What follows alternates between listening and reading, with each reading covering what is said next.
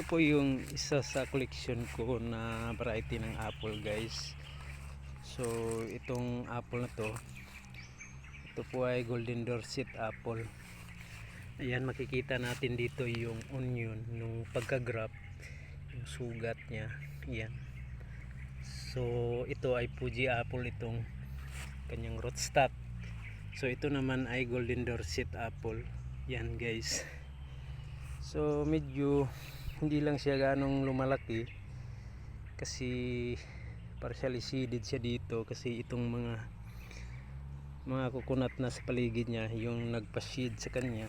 So dapat kasi is nasa full sunlight siya, at least man lang makakuha siya ng 8 to 7 hours na sunlight or full sunlight.